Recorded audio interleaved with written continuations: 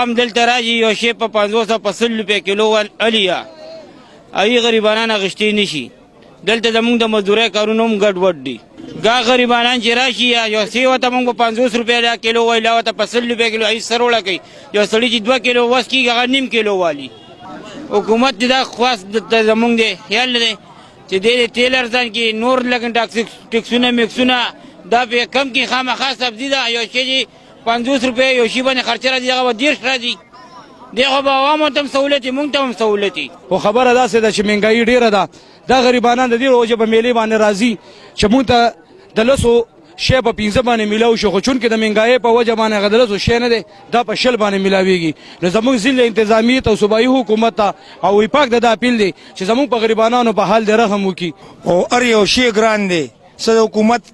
حساب کتاب دی په پته نه پیګو سوداګانې موږ ګرانې والو دلته خرڅو مزدوري نه کوي موږ هم خپه یو غشتو والم خپه دی او خرڅولو والم خپه دی کار نور جوړ دی خدای پاک ته خیر وکړي چې داسې حساب کتاب دی د حکومت وجره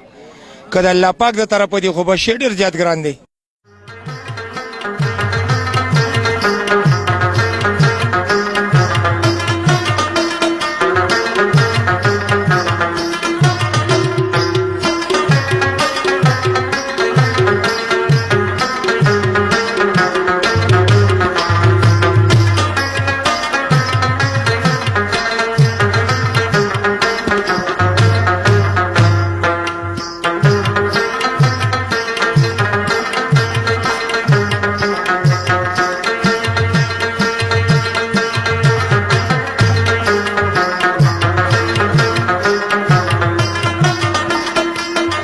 اصل ګلانګیان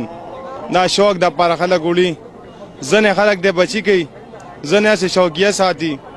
سو خوان د پر ساتي دي کې موږ سره هر قسم شته سپینم شته سرم شته زیړم شته موږ به د بانګیانو کار کوو شتو خرڅېدو دا خپل بانګي دی میاوالی بانګي دی 20000 قیمت دی ودرېدو مونږ چې دا د میوالي نه راولو د کې تقریبا د 2000 نه والی تر 50000 روپو پورې چرګم راځي او بس مختلف شوقونه دي څوک مړازي ساتي څوک تنظري ساتي څوک پکې د چرګانو شوق کوي